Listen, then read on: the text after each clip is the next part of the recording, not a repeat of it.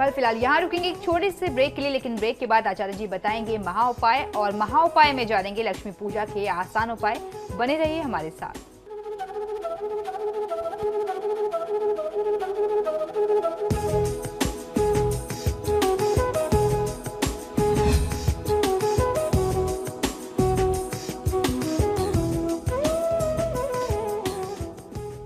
Break के बाद एक बार फिर से आपका स्वागत है। चलिए अब आचार्य जी से जान लेते हैं आज का महा उपाय। जी बिल्कुल, आज का महा उपाय बहुत ही विशेष है। आज मैं आपको धन प्राप्ति के लिए बेहद आसान, बेहद सरल उपाय बताने जा रहा हूं। इन उपायों से आप अपने घर में स्थायी धन की प्राप्ति कर सकते हैं, यानी स्थिर लक्ष्मी की प्राप्ति कर सकते हैं। तो आज आपको ये जानना चाहिए कि आप धनहीन क्यों रहें। पैसों से जुड़ी ये काम की जो बातें हैं, पैसे के महत्व से संबंधित जो काम की बातें हैं, उसको समझिए, जीवन में अमल में लाइए इन बातों को, तो निश्चित ही आप भी धनवान हो सकते हैं। ऐसा नहीं है कि आप दरिद्र बनकर के पृथ्वी पर आए हैं और आपका जीवन ऐसे ही व्यतीत होगा। धन के महत्व को समझिए, उसका सम्मान करिए और ऐसे भाव रखिए तो माँ लक्ष्मी की कृपा आप पर भी हो सकती है। पारिवारिक जीवन में जिंदगी की आवश्यकताओं और सुविधाओं की पूर्ति में धन का अभाव तनाव, कलह और विवाद का बहुत बड़ा कारण बनकर के जिंदगी में उथल पुथल मचा देता है। किंतु ऐसी स्थिति से बाहर आने और जीवन को गति देने में धन ही संगी माना जाता है, संगी बनता है। दरिद्रता या धन के अभाव में समय गुजरने के साथ साथ मानसिक बेचैनी, निराशा, कुंठा किसी भी व्यक्ति के जीवन पर हावी हो जाती है। ऐसी स्थिति में धन की आवक आपके आत्मविश्वास और शक्ति को फिर से जगा देती है। तो निश्चित सी बात है, जब आप बहुत निराश होंगे, हताश होंगे, आपको फायदा नहीं मिलेगा तो आपका आत्मबल, आपका मनोबल गिर जाएगा। और जब ऐसी स्थिति में थोड़ा सा पैसा आपके पास आ जाए तो निश्चित ही आपका आत्मविश्वास बढ़ जाता है।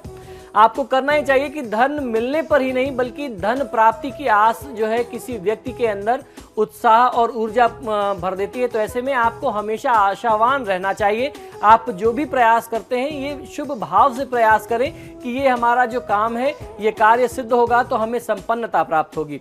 धन परिवार समाज में मान सम्मान और प्रतिष्ठा और ख्याति भी दिलाता है। तो धन कितना महत्व है ये आप समझते हैं। सामाजिक मान सम्मान, ख्याति जो है वह सब धन की ही शोभा है। धर्म शास्त्रों में बताए गए जीवन के 4 पुरुषार्थों में धर्म, काम और मोक्ष को पाना, यानी धन के पड़ाव से गुजरे बिना संभव नहीं हो पाता। जो भी पुरुषार्थ चतुष्टय हमारे धर्म शास्त्रों में बताए गए हैं, धर्म, अर्थ, काम, मोक्ष, तो ये अगर धन ना हो तो आप इन चीज़ों को प्राप्त नहीं कर सकते। काम और मोक्ष आपको मिल ही नहीं सकता, धर्म आप कर ही नहीं सकते। छोटा सा उदाहरण है कि अगर आपको कहीं यात्रा पर जाना है, तीर्थ यात्रा पर जाना है, आपके पास पैसे नहीं हैं तो आप यात्रा कैसे कर पाएंगे। और अगर मान लीजिए पैसे हैं भी और आप उसको अच्छे से खुल के खर्च नहीं कर पा रहे हैं, पैसे बहुत सीमित मात्रा में हैं, तो आप जिस प्रकार से पूजा पाठ करना चाहते हैं, धर्म कर्म करना चाहते हैं, वो भाव आपके अधूरे रह जाएंगे। तो इसलिए धन का महत्व बहुत ज़्यादा होता है। धन व्यक्ति के मानसिक, शारीरिक और व्यवहारिक स्वास्थ्य को भी पुष्ट करता है। इस तरह धन किसी भी व्यक्ति के जीवन, व्यक्तित्व, विचार और चरित्र को निखारने में अचूक औषधि की तरह काम करता है।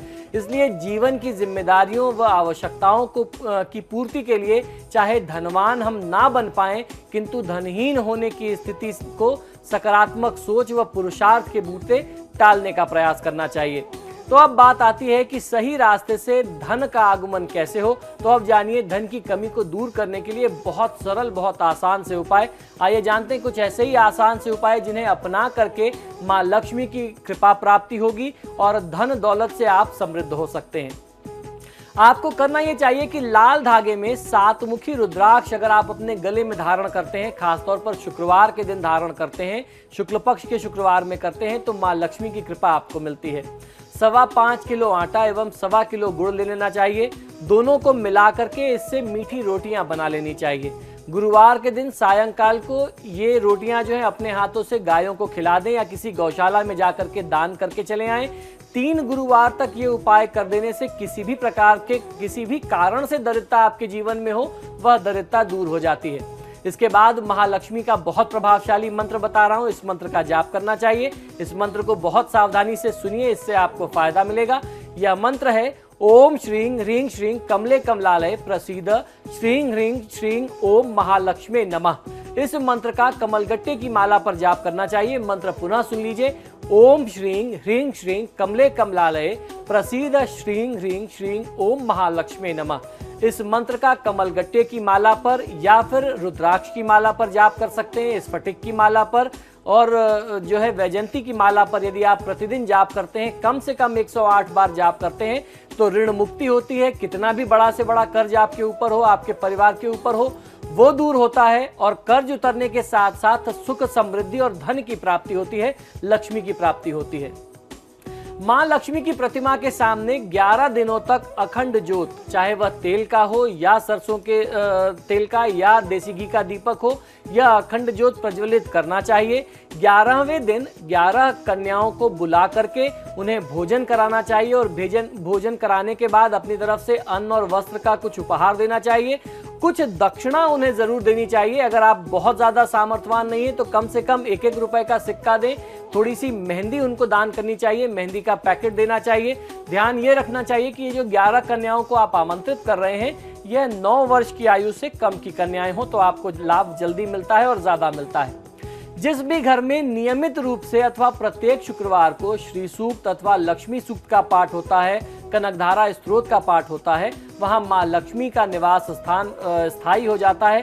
उस घर को छोड़ करके मां लक्ष्मी कभी नहीं जाती और प्रयास करना चाहिए कि मां लक्ष्मी की साधना संध्या काल में करें, यानी 6 से 8 के बीच में यदि आप करते हैं तो फायदा ज्यादा मिलता है। प्रत्येक सप्ताह घर में पोछा लगाते समय पोछे के पानी में थोड़ा सा समुद्री नमक मिला लेना चाहिए। कम से कम हफ्ते में एक बार यह काम जरूर करना चाहिए।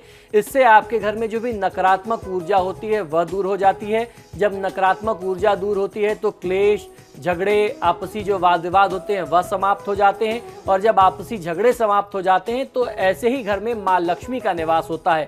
इसका दूसरा फायदा ये मिलता है कि इसका अतिरिक्त फायदा ये कि आपको ये नहीं मालूम होता कि आपके घर जो अतिथि आते हैं पूरे हफ्ते या जो लोग आपसे मिलने आते रहते हैं वह कहाँ से आ रहा है, उसके मन में आपके प्रति क्या विचार, क्या भाव हैं, वो जब आपके घर आ रहा है तो उसके साथ कैसी ऊर्जा आपके घर में प्रवेश कर रही है।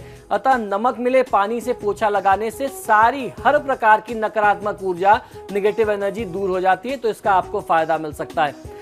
दूसरा उपाय है कि प्रातः काल उठ करके गृह लक्ष्मी यानी घर की जो प्रमुख महिला है, जो सुहागिन स्त्री है, यदि मुख्य द्वार पर 1 गिलास या 1 लोटा जल डाल दे या मुख्य प्रवेश द्वार को धो करके साफ कर दे तो इससे मां लक्ष्मी का आपके घर में आने का जो मार्ग है, जो रास्ता है, वह खुलता है, वह प्रशस्त होता है और मां लक्ष्मी की कृपा आपको मिलती है। यदि आप चाहते हैं कि घर में सुख शांति बनी रहे तो आर्थिक रूप से सामर्थ्य रहें आप, तो प्रत्येक अमावस्या को अपने घर की पूर्ण सफाई करवा देनी चाहिए। जितने भी फालतू सामान इकट्ठा हुए हों उसे कबाड़ी को बेच दें अथवा घर से बाहर फेंक दें। साफ सफाई के बाद सुगंधित धूप, दीप, लोबान घर में जलाना ये बहुत अच्छा होता है, घर की ऊर्जा को शुद्ध करता है और मां लक्ष्मी की कृपा और समृद्धि आपके परिवार पर बनती है। तो ये था आज का महा उपाय। इसी के साथ ही हमारे आज के कार्यक्रम में फिलहाल इतना ही। बहुत बहुत शुक्रिया आपका आचार्य जी स्टूडियो में आने के लिए। जय मां लक्ष्मी। तो आपके सितारे में फिलहाल इतना ही, लेकिन खबरों का सिलसिला लगातार जारी है समाचार प्लस पर।